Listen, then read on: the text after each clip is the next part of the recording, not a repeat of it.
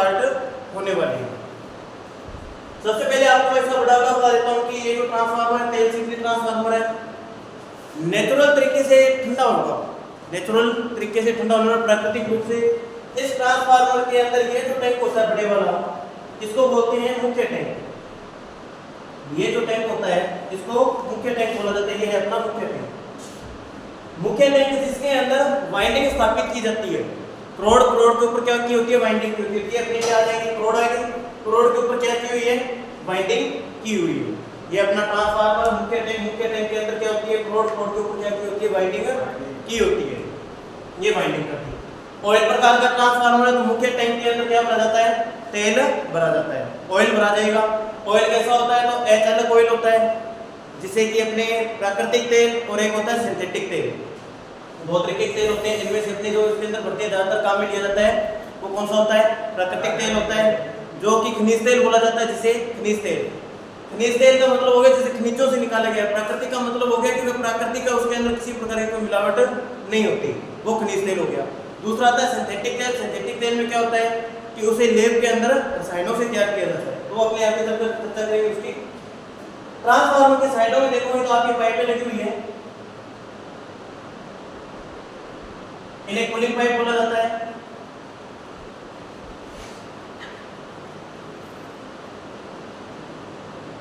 जब ट्रांसफार्मर आप देखते हो, ट्रांसफार्मर के साइड के अंदर पाइपें या पत्तियां लगी होती है। पाइपें, उनका काम क्या होता है कि जैसे ये तेल गर्म होता है तो तेल क्या होगा? पाइपों में आएगा, क्योंकि जब भी कोई चीज गर्म होती है तो कहां पे जाती है? वैसे ऊपर की तरफ जाती है। ऊपर की तरफ जाएगा तो ऊपर पाइपों के अंदर तेल आएगा, और बाहर के वातावरण के अंदर क्या होगी? जो इसकी ऊष्मा होगी, जो गर्मी होगी, वो फैल जाएगी, यानी कि हवा से ये क्या हो जाएगा? प्राकृतिक रूप से ठंडा हो जाएगा। ये हो गया मुख्य टैंक। मुख्य टैंक के अंदर क्या किया? वाइंडिंग की। करोड़ के ऊपर क्या है? वाइंडिंग की हुई है। कूलिंग पाइप है, इसके अंदर तेल आएगा और हवा के संपर्क में आने पर क्या हो जाएगा? ठंडा हो जाता है। उसके बाद में ऊपर चलते हैं थोड़ा, तो यहाँ पे आता है नेम प्लेट। देखा होगा ट्रांसफार्मर पे सिल्वर कलर की नेम प्लेट लगी होती है, ज्यादातर ट्रांसफार्मर सिल्वर कलर की होती है। उसके ऊपर क्या होता है? डाटा लिखा होता है, ट्रांसफार्मर के कनेक्शन कौन से हैं, ट्रांसफार्मर किस प्रकार का है, ट्रांसफार्मर को किस कंपनी ने बनाया है, वो तक लिखा होता है। उसको मतलब ट्रांसफार्मर का जो भी डाटा होगा सारा उसके ऊपर लिखा होता है, वो उसकी नेम प्लेट। ये यहाँ पे अपनी नेम प्लेट आती है। ट्रांसफार्मर के ऊपर देखा होगा चीनी मिट्टी की इंसुलेटर लगे होते हैं, जो कि बुशिंग बोला जाएगा। उनको क्या बोला जाता है? बुशिंग बोला जाता है। जो इंसुलेटर की तरह दिखते हैं, अपने ब्राउन कलर के होते हैं, ट्रांसफार्मर के ऊपर लगे होते हैं, उन्हें क्या बोला जाता है? बुशिंग बोला जाता है। ये अपने क्या आगे? बुशिंग आगे। बुशिंग से अपने 3 फेज इनपुट और 3 फेज आउटपुट के कनेक्शन किए जाते हैं। सिंगल फेज का ट्रांसफार्मर है तो सिंगल फेज की बुशिंग होगी, और 3 फेज का है तो 3 फेज की बुशिंग हो जाएगी। फिर अपने देखते हैं ट्रांसफार्मर के ऊपर तो ये वाला पार्ट आता है, इसे बोलते हैं बुकोल्ज रिले। इसे बोलते हैं बुकोल्ज रिले। बुकोल्ज रिले सभी ट्रांसफार्मर के अंदर नहीं होती है, ये उच्च क्षमता के ट्रांसफार्मरों में उपयोग ली जाती है। बुकोल्ज रिले उच्च क्षमता के ट्रांसफार्मर में उपयोग होगी। इसका क्या काम है वो अपने देखने वाले हैं। अगर आपसे पूछे कि कंजर्वेटर और मुख्य टैंक के बीच में जो लगा होता है उसे क्या बोलते हैं? बुकोल्ज रिले लगी होती है। इधर आ जाता है तापमापी। ट्रांसफार्मर पर एक तापमापी लगे होते हैं, जो कि बताते हैं कि ट्रांसफार्मर में अभी जो तेल का तापमान है वो क्या हो रहा है। तो ये जो तापमापी है अपने को ट्रांसफार्मर का टेम्परेचर का ज्ञान करवाते हैं। उसके ऊपर देखें तो उसके ऊपर एक टंकी लगी होती है, ये एक टंकी लगी हुई है, इसे बोलते हैं कंजर्वेटर। इसे क्या बोला गया है? कंजर्वेटर बोला जाता है। कंजर्वेटर के अंदर क्या करते हैं? अपने तेल भरते रहते हैं, लेकिन कंजर्वेटर को कभी पूरा नहीं भरा जाता है, आधा भरा जाता है। ये वाला पार्ट होता है, इसे बोलते हैं कंजर्वेटर। ये वाली कंजर्वेटर के ऊपर 3 तरह की आपको पाइपें देखने को मिलेगी। एक होता है ऑयल वेट, जहां से इसके अंदर कंजर्वेटर में तेल भरा जाएगा। एक पाइप होती है मुड़ी हुई कुछ इस तरह से, इसे बोलते हैं एक्सप्लोजन वेंट। इसे बोलते हैं एक्सप्लोजन वेंट। एक्सप्लोजन वेंट की जो आगे लगा होता है इसे बोलते हैं डायाफ्राम। ये होता है इसका डायाफ्राम। Explosion went, diaphragm. इसका देखें क्या काम होता है। दूसरी जो पाइप होती है एक साइड में मुड़ी हुई होती है, इसको बोलते हैं ब्रीदर, यानी कि श्वसक। यहाँ पे एक लट्टू सा लगा हुआ देखोगे, ग्लास सा लगा होता है, कप की तरह होता है, इसे बोलते हैं ब्रीदर बोला जाता है। ये क्या करता है? ट्रांसफार्मर में सांस लेने का काम करता है। जैसे अपने सांस ले रहे हैं और छोड़ रहे हैं, उसी तरह से ट्रांसफार्मर में क्या होता है कि तेल जब गर्म हो जाता है तो क्या होगा? उसका आयतन फैलाव होता है। आयतन फैलाव ऊपर आएगा तो इसके अंदर की जो गैसें बाहर निकलेंगी, लेकिन जैसे ही तेल ठंडा होता है तेल क्या होगा, कम होगा, फैलाव उसका कम हो जाएगा। फिर जो यहाँ पे खाली स्थान होता है उसके अंदर जो हवा आती है वो कहाँ से आती है, ब्रीदर से आती है। तो अपने देखते हैं कि ये वाला पार्ट कौन सा है, ब्रीदर, कंजर्वेटर, एक्सप्लोजन वेंट, भूगोल रिले, तापमापी। कंजर्वेटर के साइड में एक देखेंगे तो यहाँ पे एक पैमाना लगा होता है जो कि अपने को बताता है कि अभी इसके अंदर तेल कितना बचा हुआ है। यहाँ पे एक पैमाना आ गया जिससे अपने पता लगाते हैं ट्रांसफार्मर के अंदर, कंजर्वेटर उसके अंदर तेल की मात्रा कितनी है। जो ऊपर चीनी मिट्टी के लगे होते हैं उन्हें बुशिंग बोला जाता है, ट्रांसफार्मर के मुख्य टैंक पे लगे होते हैं इन्हें बुशिंग बोला जाएगा। साइड के पाइप होते हैं उन्हें क्या बोला जाता है, कूलिंग पाइप पे बोला जाता है। मुख्य टैंक हो गया, मुख्य टैंक के अंदर वाइंडिंग होती है। पूछे कि ट्रांसफार्मर वाइंडिंग कहाँ पे होती है, तो मुख्य टैंक के अंदर स्थापित की जाती है।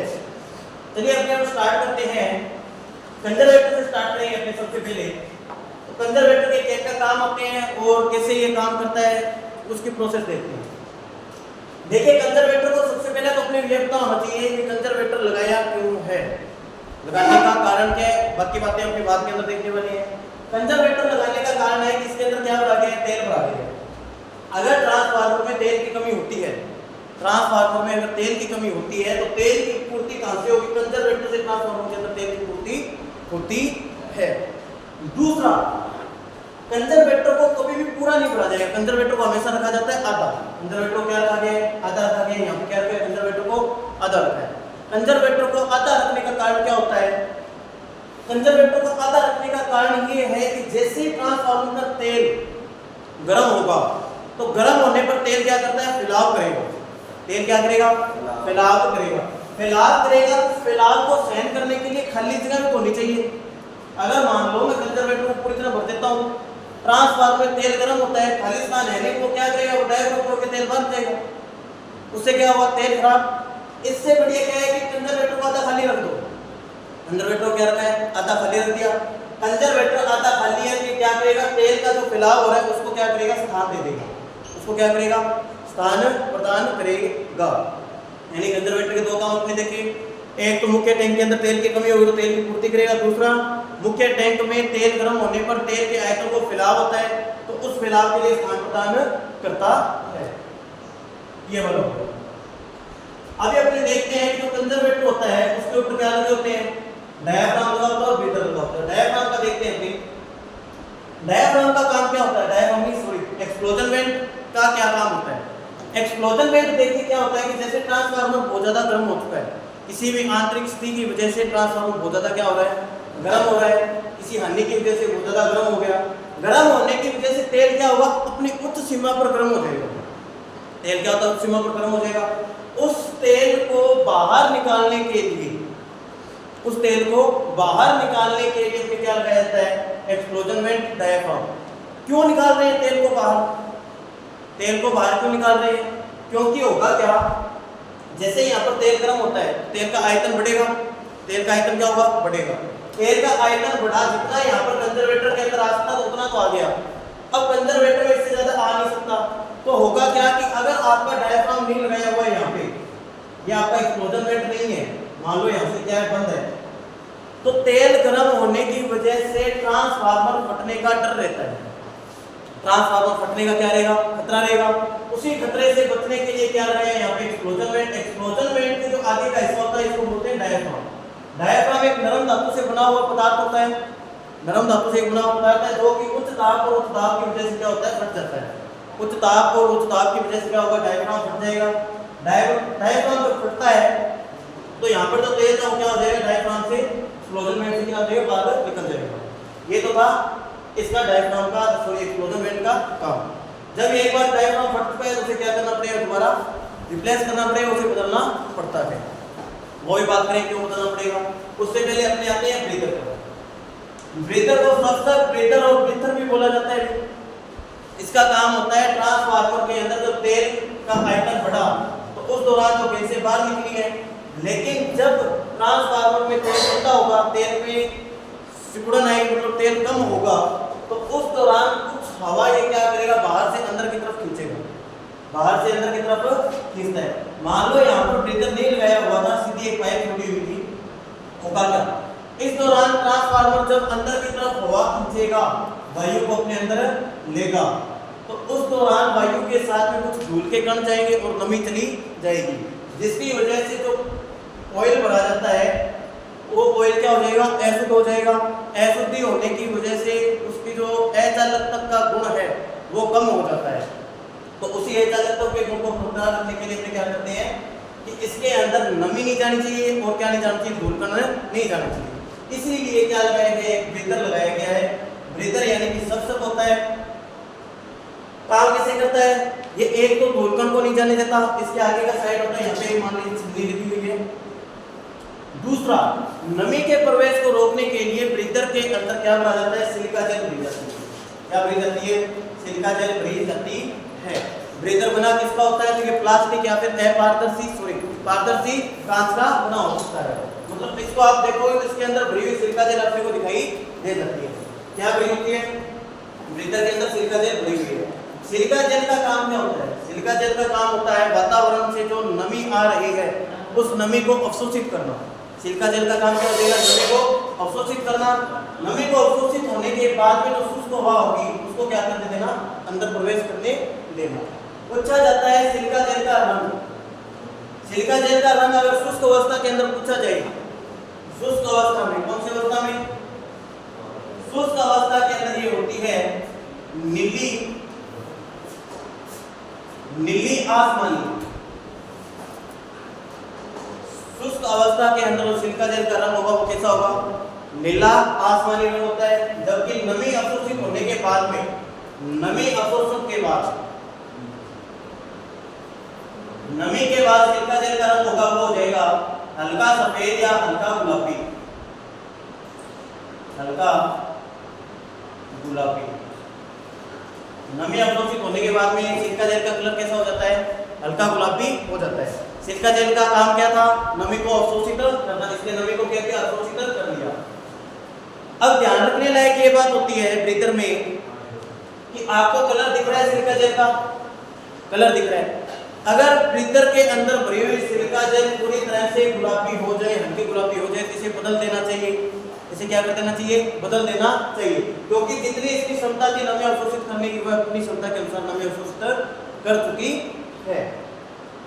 तो पूछे अपने से ब्रीदर का काम, तो ब्रीदर का काम है नमी को रोकना और धूल के कणों को रोकना। एक्सप्लोजन वेंट का उच्च ताप और उस ताप के ऊपर डायफ्राम फट जाता है, जिससे कि ट्रांसफार्मर के मुख्य टैंक को फटने से बचाया जा सकता है। कंजर्वेटर का काम, और कंजर्वेटर को आधा उड़ा गया है, काम क्या है कि मुख्य टैंक के अंदर तेल की आपूर्ति बनाए रखना। दूसरा क्या हो जाएगा, तेल के खिलाफ को स्थान प्रदान करना। कंजर्वेटर के ऊपर एक पैमाना लगा होता है जो कि अपने को बताता है कि कंजर्वेटर के अंदर अभी कितना तेल बचा हुआ है। अगर तेल बहुत कम है जिसके अंदर अपने क्या करते हैं, ऑयल वेंट से तेल डाल सकते हैं, ऑयल डाल सकते हैं, तो ये पैमाना होता है।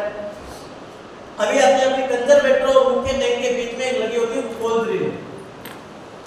बुकोल रिले लगी होती है, कंजर्वेटर और मुख्य टैंक के बीच में क्या लगी हुई है, बुकोल रिले। बुकोल रिले का जो काम होगा वो होता है ट्रांसफार्मर के आंतरिक दोषों से सुरक्षा प्रदान करना। देखिए बुकोल रिले कभी भी बाहर के दोष से सुरक्षा प्रदान नहीं करेगी, सिर्फ आंतरिक दोष से सुरक्षा प्रदान करती है। यानी कि बुकोल रिले कैसे काम करती है, आंतरिक दोषों से सुरक्षा प्रदान करती है। ये एक गैस प्रचालित स्विच होता है। बुकोल रिले कुछ एक ऐसा स्विच है, तो ये गैस प्रचालित स्विच है।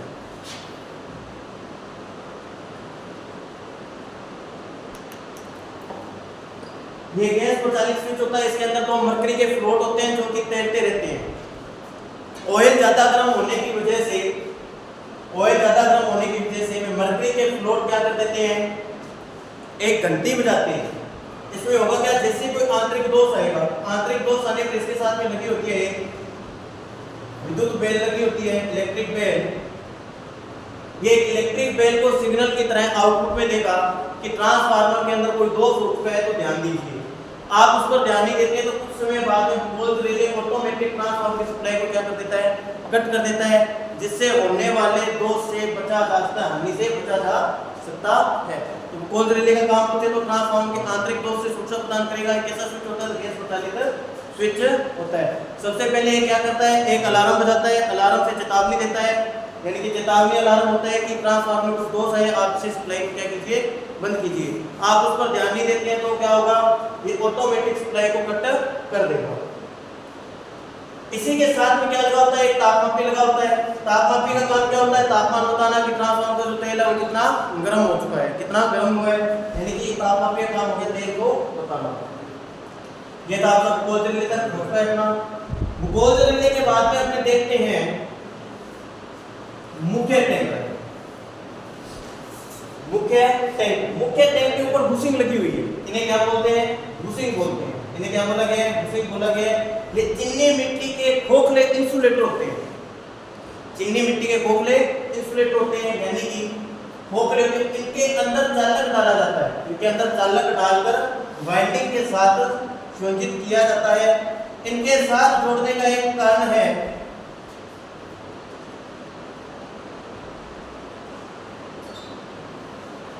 कुछ इस तरह से ये वाइंडिंग के साथ तारें जुड़ी होती है। इन्हें इंसुलेटर यानी कि बुशिंग का काम क्यों लिया है अपने, बुशिंग का काम इसलिए लिया है ताकि ये मुख्य टैंक के साथ शॉर्ट ना हो, मुख्य टैंक के साथ क्या ना हो, शॉर्ट न हो।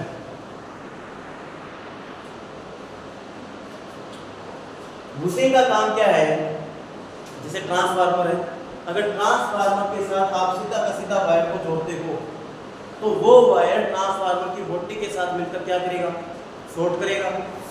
शॉर्ट करेगा तो उस दौरान क्या होगा कि ट्रांसफार्मर को सप्लाई नहीं चलेगी, शॉर्ट सर्किट हो जाएगा। अब शॉर्ट सर्किट से बचाने के लिए क्या काम में लिया जाता है, बुशिंग काम में ली जाती है। बुशिंग होती है एक खोखला इंसुलेटर होता है जो कि ट्रांसफार्मर के ऊपर ही रख दिया जाता है। बुशिंग के अंदर से तार को डाला जाता है, बुशिंग के अंदर से क्या डाला जाता है, एक वायर को डाला जाता है जो कि ट्रांसफार्मर की बॉडी से तार को अलग रखने का काम करता है। बुशिंग का काम क्या होगा, ट्रांसफार्मर की बॉडी को तार से अलग रखने का काम किसका होगा, बुशिंग का होगा। बुशिंग एक इंसुलेटर होता है, खोखला इंसुलेटर होता है। क्लियर होगी ये चीज। तीन बुशिंग इनपुट की होती है, तीन बुशिंग किसकी होती है, आउटपुट की होती है। अगर डेल्टा डेल्टा ट्रांसफार्मर तो 3 होगी, अगर स्टार टू डेल्टा है तो क्या होगी, 4 होगी। उसके अंदर एक न्यूट्रल यानी कि अर्थ पॉइंट भी होता है, जिसे हमने क्या करना होता है, ग्राउंड करना होता है, अर्थ करना होता है। उसी का काम समझ में आया। खोखला इंसुलेटर, इसके अंदर से चालक तार को डालकर वाइंडिंग के साथ जोड़ा जाता है। बुशिंग है जो ट्रांसफार्मर की बॉडी और चालक तार को शॉर्ट होने से बचाता है, यानी कि अचालक आवरण का काम करता है। उसके बाद में अपने देखते हैं क्रोड। क्रोड क्या होता है, क्रोड वह लोहा या धात्विक पदार्थ है जिसके ऊपर क्या लपेटी जाती है, वाइंडिंग को लपेटा जाता है, वाइंडिंग को क्या लपेटा जाता है। अच्छा, क्रोड होती है ना जिसके ऊपर वाइंडिंग को लपेटते हैं उसको बोला जाता है बोबिन। उसको क्या बोला जाता है, बोबिन बोला जाता है। बोबिन के ऊपर क्या है, वाइंडिंग लपेटी जाती है। बोबिन अचालक हो सकता है या फिर प्लास्टिक का हो सकता है। इसको क्रोड के ऊपर लगाया जाता है ताकि क्रोड और कॉइल आपस में शॉर्ट न हो, आपस में शॉर्ट न हो। तो ये हो गई क्रोड। क्रोड के ऊपर क्या लपेटी गई है, वाइंडिंग लपेटी जाती है। अगर 3 फेज का है तो 3 वाइंडिंग होगी, सिंगल फेज का है तो उसके अंदर 2 वाइंडिंग। कूलिंग पाइप का आपने काम देखा क्या है कि ट्रांसफार्मर का जैसे तेल गर्म होता है तो तेल हमेशा किधर जाता है, ऊपर की तरफ जाता है। ट्रांसफार्मर तेल किधर जाता है, चाहे ट्रांसफार्मर का तेल हो चाहे कोई भी चीज हो, किसी भी द्रव को आप गर्म करते हो तो वो कहां पर जाती है, ऊपर की तरफ जाती है, ऊपर की तरफ जाएगी। ठीक है, तेल गर्म हुआ कहां पे आया, ऊपर की तरफ आएगा। ऊपर की तरफ आएगा तो यहाँ पर पाइपों के अंदर वायु चल रही है, हवा के संपर्क में पाइपों के अंदर तेल क्या होता है, ठंडा होता है। जैसे ही गर्म चीज हमेशा किधर आने की कोशिश करती है, ठंडी चीज पर, ठंडी चीज की तरफ आएगी, क्योंकि ऊपर आया तेल, ऊपर आया, ऊपर आने के बाद इधर पाइप में तेल क्या था, हवा के संपर्क में आने से ठंडा हो चुका है। तो गर्म तेल इन पाइपों से होते हुए आएगा और इधर से जब हवा का प्रवाह होगा, इन पाइपों से हवा का प्रवाह होता है तो हवा के अंदर अपनी जो गर्मी होती है उसको क्या कर देता है, फैला देता है। यानी कि जो वायु है वो ट्रांसफार्मर की इन पाइपों में जो तेल की गर्मी है उसको क्या कर लेती है, अवशोषित कर लेती है और इनमें प्रवाहित होने वाला तेल क्या हो जाएगा, ठंडा हो जाएगा। ठीक है, ठंडा होने के बाद में तेल वापस कहाँ पे आ जाता है, ट्रांसफार्मर के मुख्य टैंक के अंदर आ जाता है। तो ये भी ट्रांसफार्मर के पूरे पूरे पार्ट देखे और कार्य प्रणाली देखे। तो उम्मीद